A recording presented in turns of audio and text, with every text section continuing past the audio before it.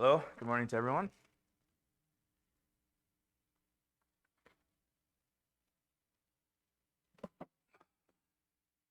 Good to see everyone today. Hope you are able to get out and enjoy the weekend a little bit.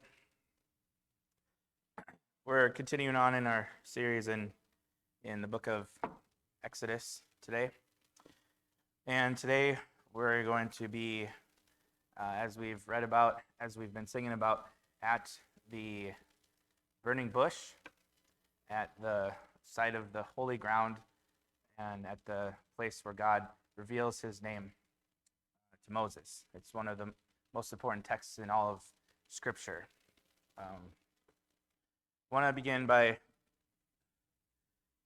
saying a little bit about someone with whom we are all familiar, Martin Luther King Jr.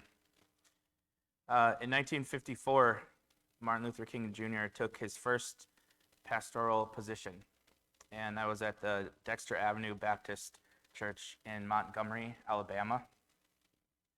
And in the next year, in 1955, Rosa Parks refused to give up her seat on the bus.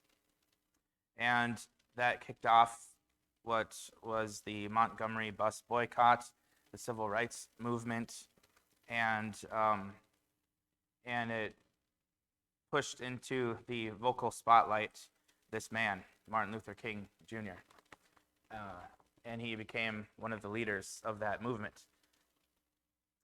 And as he was becoming more prominent and more of a vocal focus of this movement, one night, in the middle of the night, he received a phone call. And on the other end of the line was a man who was threatening to kill Martin Luther King Jr., threatening to blow up his house. And that was the end of sleep for that night for Martin Luther King Jr. He went to the kitchen, he made some coffee, and he sat at his table, and he began to think, began to pray, began to wonder, began to question, began to doubt, began to think through this whole thing and what it was going to cost him if he was the one that was capable of leading this movement. He would later write about that night. He says, "I was ready to give up. With my cup of coffee sitting untouched before me, I tried to think of a way to move out of the picture without appearing a coward. In this state of exhaustion, when my courage had all but gone, I decided to take my problem to God. With my head in my hands, I bowed over the kitchen table and prayed aloud. The words I spoke to God that midnight are still vivid in my memory. I am here, says God, I am here, he says, taking a stand for what I believe is right. But now I am afraid. The people are looking to me for leadership. And if I stand before them without strength, without courage, they too will falter. I am at the end of my powers. I have nothing left. I've come to the point where I can't face it alone. And at that moment, I experienced the presence of the divine as I had never experienced him before. It seemed as though I could hear the quiet assurance of an inner voice saying, 'Stand up for righteousness, stand up for truth, and God will be at your side forever.' Almost at once, my fears began to go. My uncertainty disappeared. I was ready to face anything." I don't think we can say that any of us have been in exactly that position that Martin Luther King Jr. was in that night as he faced the impossibility of that future, as he carried the weight of that movement on his shoulders. But there's something in there that we can identify with, that we can relate to. All of us at certain times in our life have been in that situation where we're facing the impossible, where we fear that the cost is going to be too dear. where the weight on our shoulders seems to be too much, where we wonder how in the world we're going to be able to move forward in this situation in faith, and how much easier it would be to back out, to stand on the sidelines, to not answer the call that God has placed on us, maybe directly, maybe indirectly through others around us.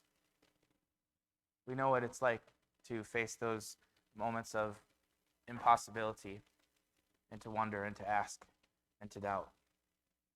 And at the same time, have that calling before us, burning on our hearts, because we know what it is that needs to be done. And we know that we're the ones that are being called to do it. Well, that's the situation that Moses finds himself in Exodus chapter 3. We read about it a little bit today.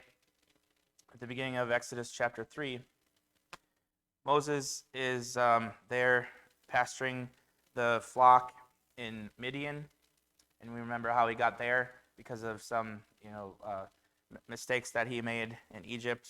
But now he's kind of acclimated and found some comfort and routine, and he just likes being there as a shepherd.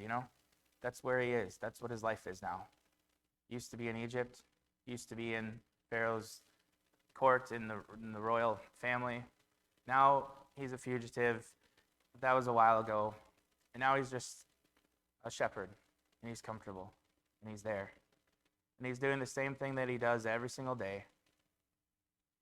And there's another bush that caught on fire, just like they always do. Except this one was different. It was on fire, but it wasn't being consumed. It wasn't burning up. It just kept being there and kept being on fire. And there was something curious about that. And Moses was compelled in verse 3 of Exodus chapter 3, I must turn aside now and see this marvelous sight, why this bush is not burned up. And verse 4, when the Lord saw that he turned aside to look, God called to him from the midst of the bush. He says, Moses, Moses, and Moses says, here I am. And the first thing that he learns is that he should not come any nearer in this situation without understanding the situation. Remove your sandals from your feet, because the place you're standing is holy ground. It's fine to come near, but recognize that this is a holy place, a sacred place, because I am here and my presence is here. And we're not going to dwell on this, but this is an important first lesson about God. His holiness, his sacredness. You don't enter into his presence casually or lightly. When we were teaching the kids' class a couple of months ago, we found out that in the very same chapter, there's someone who dies because they touched the Ark of the Covenant. And in that very same chapter, David is dancing in his underwear in front of God and celebrating. And you got to know which time is when it's appropriate to respect and revere the sanctity and holiness of God and how to do that. And there are times when you can dance in your underwear in front of everyone, in front of God. That's great too. But you got to know how to appreciate both of those things about God. Try going out into the wild, the wilderness, if we have any much of that left anymore, and try to see if you don't respect the sacredness, the holiness of the wild, and see what happens. You don't last too long. It's kind of the same concept that Moses is learning about God. Even here at this burning bush, the first thing he has to know is that this is sacred space, holy ground. Treat this moment with reverence. You're approaching the Creator God. And that's all the more important because of what's going to happen in just a few short moments in Moses' life.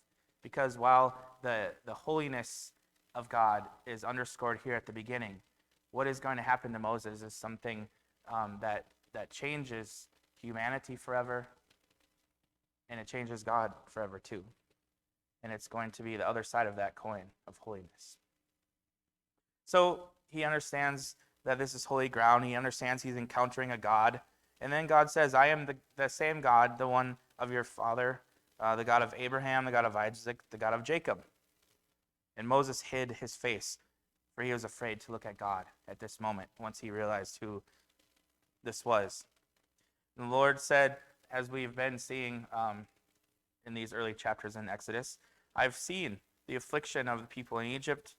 I am paying attention to their cries. I'm aware, I know their sufferings. I've come down to deliver them from the power of the Egyptians. I'm going to bring them up to the land, to a good and spacious land flowing with milk and honey. And verse 9, the cry of the sons of Israel has come to me furthermore, and I have seen the oppression with which the Egyptians are oppressed. And now verse 10, therefore come now, I will send you to Pharaoh, so that you can bring my people, the sons of Israel, out of Egypt. Moses has encountered a holy God, the God of his fathers, the ancestors. He knows the history, knows the story. And now the call is put on his life, on his heart. The task set before him.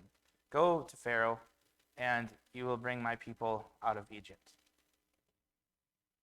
Moses, living in his life of comfort and familiarity, immediately launches into these protests.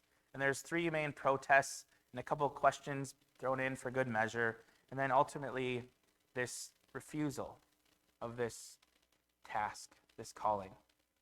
And that's what this story is about. And in the midst of that, we learn something about God. We learn his name, famously. So let's see what happens here. The first thing Moses says in verse 11 of chapter 3, Moses says to God, who am I that I should go to Pharaoh, that I should bring the sons of Israel out of Egypt? Who am I? We know that question. Anytime something important is put on us, anytime we're called to do something, we might ask that same question, who am I? Why should I be the one to do this? There's no way I'm qualified to do this. There's no way that I have the skills or the knowledge to do this. There's surely a million people better than me who are qualified to do what is being asked of me. Who am I that I would be the one to do this great thing along with God, to bring these people out of Egypt? And God's reply immediately, hinting at something that's going to be happening in just a moment. He says to Moses, you're focused on the wrong person. Who am I is the wrong person to focus on. God says, I will be with you. I will be with you. And that's all that matters. Who am I? That's the wrong question. I'm focused on myself. Yeah, God knows that. He gets it. He's calling you anyways. It's not a surprise to him. But the person to focus on is God. God says, I will be with you. It doesn't matter who you are. It doesn't matter what you think you are. It doesn't matter whatever fears or weaknesses or concerns or whatever that you have. It's not only you doing this. It's you and God. And that's why it's possible. That's what matters. I will be with you, God says. And this shall be the sign to you that it is I who have sent you. When you have brought the people out of Egypt, you shall worship God at this mountain. Which I think is awesome, and it's the beginning of showing some of God's humor in the text here. I'm going to let you know, I'm going to prove to you right now that this is going to happen. I'm going to prove to you right now that I'm going to be with you. Here's the sign. When all this stuff is over, you will be have brought the people out of Egypt, and you'll worship God right here at this mountain. So the proof that Moses is going to get is that you'll be back here later, and that will be your proof. It's a funny, humorous comment by God, but it's a question of trust. He's putting the question to Moses: are you going to trust me with this? Is it enough that I will be with you? So God's picking away at this "who am I" issue with Moses. God's saying, I will be with you. You're going to have the proof you need, and when this is all over, you will sit here on this mountain, and you'll say, man, what was I so concerned about? Now I get it. Now I get it. And sometimes we don't ever get it until we're back on the mountain and can see with 2020 vision how God has been leading us the whole time. This was one of those situations. And when Moses said in verse 13, well, I'm going to the sons of Israel, and I'm going to say to them, the God of your fathers has sent me to you. But don't you know that they're going to say to me, what is his name? And what God do you suppose I should say to them? Now there's a repeat of the scene in chapter 6 where God says, in the past, everyone's known of me as El Shaddai, but now I'm revealing to you that my name is actually Yahweh.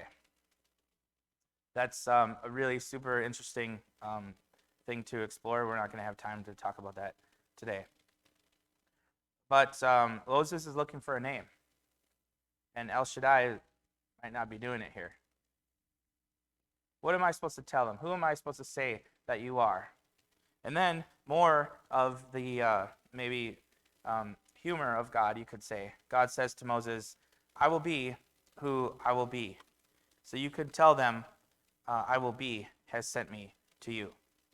Now, these verses and the next ones that follow, there are probably 6.9 billion pages written about trying to explain what's happening here. A preacher is not going to do that, and I'm certainly not going to do that in 5 seconds because no one knows. Nobody knows what's going on in this text. There's a lot of different views on what's happening here. One of which is the one I just presented to you now. That God is sort of being cagey here with tongue-in-cheek, with a smile on his face, saying, don't you worry about my name, Moses. My name will be whatever I want my name to be. I will be whoever I want to be. So you go to your people and you tell them, I will be has sent me to you. And if that line sounds like nonsense, I think it is intentionally so. But it's half serious too, because it is approaching the actual name of God that we're getting to in the text. And what God does here with Moses, saying, I'm not going to tell you my name. I'll be whoever I want to be. That's exactly, precisely what a God is supposed to do. It's exactly, precisely what we should expect of any God. That's what God has done, more than once in Scripture. What happens when Jacob's wrestling God or the angel of the Lord, or however you want to conceive of that? The name is requested of this person that Jacob's wrestling. He says, I'm not going to tell you my name. You don't need to know my name. It happens more than once in the Bible. That's what we should expect about a God. You don't get to know him that well.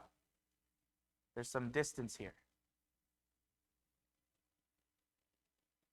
That's what Jacob learns on the Jabbok River.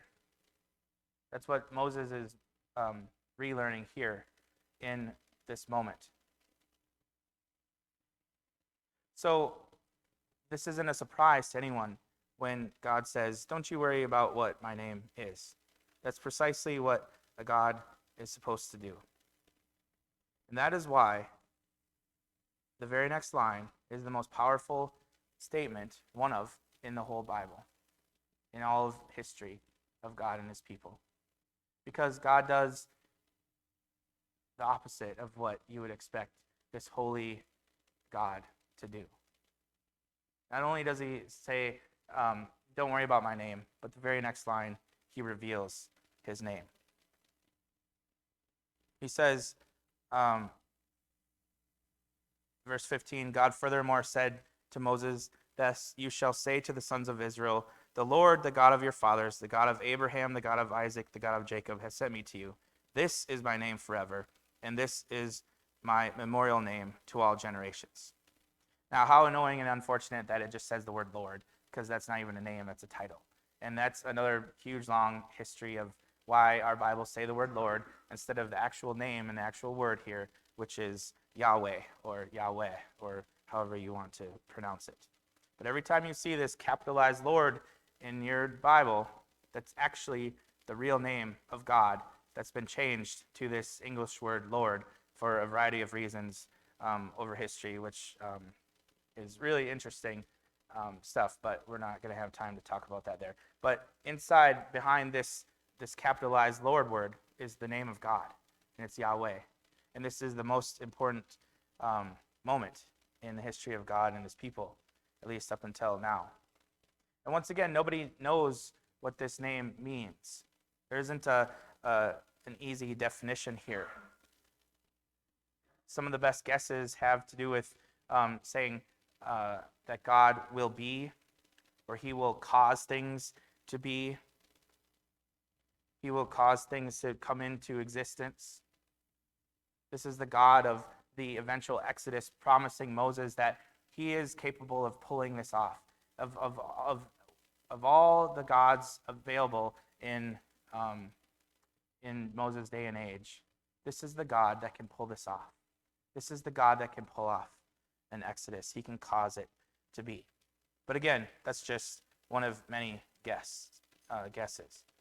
But what's most important here is not that we know the definition of God's name. Kevin might not know what my name means, Justin. There's probably some pretty good educated guesses you could make. Well, it has this word just, and maybe it has to do with justice, or maybe it has to do with someone who's, just in time for something. I don't know what it means. But there's some guesses you could make. But who cares if she knows the definition of my name? The point is that she knows my name, which represents who I am as a person. She knows me. She knows me. That's the important thing. So even if we don't know exactly the definition of God's name, the importance of this moment, the meaning of it, is that it is a moment of divine intimacy and divine vulnerability. Kevla doesn't need to know the definition of my name for me to be intimate with her, vulnerable with her. That's what this moment is about. Yahweh wants the people to know him. To know as much about him as can possibly be known. Humanly be known. And that's the point of this text. God is revealing his name, which is revealing his person, his nature, his character. Not only that, his intimacy, his vulnerability. As soon as God reveals his name to Moses, it doesn't just change Moses' life, it changes God's life as well. This is a journey, a cooperation that they're going on. God is not just commissioning Moses and saying, well, I will remain comfortable where I am, but you have to step out of your comfort zone and do all this stuff. God is doing something too. He's being changed as well. This is a relationship. This is a collaboration. This is something that Moses and the people are doing together. Read this story and see how God is changed by it just as much as Moses is. That's what it means to be in a relationship. If God isn't changed by us and we're not changed by God, then it's not a real relationship. That's called something else, some other word. But if we're serious about relationship, then we have to take seriously what God is doing here. He is revealing his name, his person, his nature. He's being vulnerable. He's being intimate. He's saying, I'm willing to let you know even this about me. And I'm willing to be affected by you in this world that I've created. You don't see a God like that anywhere else. Only the God of Abraham, of Isaac, and of Jacob. He will be. He will cause to be. He can make this happen. And he will be changed by this, as we are. So, God is dealing with this question of who am I by Moses. He's saying, don't worry about who you are. I'm going to tell you who I am. And that's going to make all the difference. And they continue to have this conversation. And when we get to chapter 4 here, Moses has another, something else to say. What if they will not believe me? What if they won't listen to me, to what I say? They might say, oh, yeah, right. This person, Yahweh or whoever you're talking about, he's never appeared to you. And God says, okay, I get it. This is a tough one. What's that in your hand? A staff, Moses says. Why don't you take it and throw it down on the ground? And he does, and it becomes a serpent. The very symbol of this empire, the very symbol of Egypt, the very symbol of Pharaoh and his power, a serpent. And Yahweh says, take it by the tail, pick it up, and he does, and it becomes a staff again. That means something. If they don't believe that one, God says, try this. Stick your hand in your cloak, pull it out, leprosy. Stick it in again, pull it out, no leprosy, healed. If they don't believe the first one, maybe they'll believe the second one. And if they don't believe either of those, then take some water from the Nile, pour it on the dry ground, and the water which you take from the Nile will become a pool of blood on the dry ground. Do those things, and they will believe you eventually. Foreshadowings of the plagues, by the way, right? And then Moses says in verse 10, the third one here, third protest, please, Lord, I have never been eloquent, neither recently nor in times past, nor since you have spoken to your servant, for I am heavy, literally heavy of speech, heavy of tongue. Now, famously, this has been attributed to a speech impediment of Moses. And there's a really cool traditional rabbinical teaching about and story about how that came to be about Moses. We don't have time for that today. But it could be that. It could be, and the only other time these phrases are used in Scripture, it has to do about not knowing the language of a people that they speak. That's the case in Ezekiel chapter 3. God says, I'm sending you to your own people, Israel. I'm not sending you to people with, that are heavy of speech, heavy of tongue, that couldn't understand you, that don't speak your language. I'm sending you to your own people that can understand the language that you're speaking. So it could be also that Moses doesn't speak the language of these people, which may be the case because he grows up in Egypt speaking that language, not the language of his Hebrew people. Whatever the case, God says, whatever your problem, whatever your situation, who created your mouth? Who makes you be able to talk or not talk, to see or not see? I am the one that does that, and I will be with your mouth, and I will be with you. And then Moses finally says, okay, I tried to say this nicely, but here's the deal. I'm not going. This is verse 13 of chapter 4. I'm not going. Send someone else. And God says, okay, here's Aaron. You're going to deal with it this way. I'm going to give you Aaron that will satisfy all of your concerns. And then Moses agrees to it. 3 protests, several questions, ultimately a refusal. But God's not going to let him go. And he gives him Aaron. And eventually, as Moses grows into this role, he doesn't even need Aaron. And he sees, and he believes, and he trusts, and he grows, and he knows God more intimately than anyone else.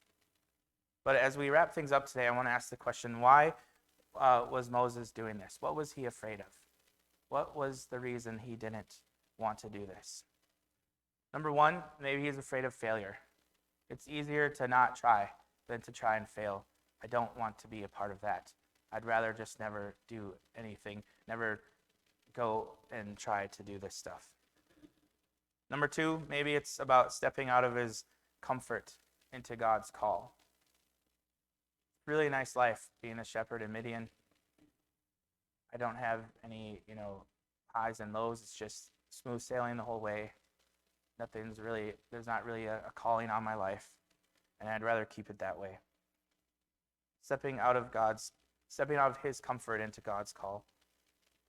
Or maybe number 3, stepping into the impossibility and trusting that God will be there. Maybe that's the hardest part. Looking at something that is clearly, obviously impossible, and being asked to step into that and trust that God will be there, like his name suggests. What is it that is keeping Moses from doing this at first? What is it that keeps us from stepping into God's will and God's call when it is there before us? Years later, when Martin Luther King Jr. would reflect on his experience, he would refer to it as the kitchen experience. The kitchen experience. And he said that, quote, the kitchen experience would be the most important night of my life. The one I would always think back to in future years when the pressure again seemed to be too great. And about a decade later, he would say in a lecture, he would say this: after the kitchen experience, it was clear that God was that power that can make a way out of no way. And that became an important refrain. The no way, the impossibility of it all. He says, God became that in my life, which showed me that there is a way through impossibility, a way through the fears, a way through the questions, a way through the protests, a way through the refusals, a way through the declinations, a way through to action, to trust, to faith. I want to finish with a little writing from Nora Gallagher. She says, when I think about the resurrection now, I don't only think about what happened to Jesus. I think about what happened to the disciples as well. Something happened to them too. They went into hiding after the crucifixion, but after the resurrection appearances, they walked back out into the world. They became braver and stronger. They visited strangers. They healed the sick. It was not just what they saw when they saw Jesus or how they saw it, but what was set free in them. That was the thing. That's from Nora Gallagher's book, Practicing Resurrection. And that's what God is calling us to do today. When we face those heavy pressures, those tasks, those callings of impossibility, we're called to live out of and practice that resurrection faith. Let's do so this week as we stand, as we sing.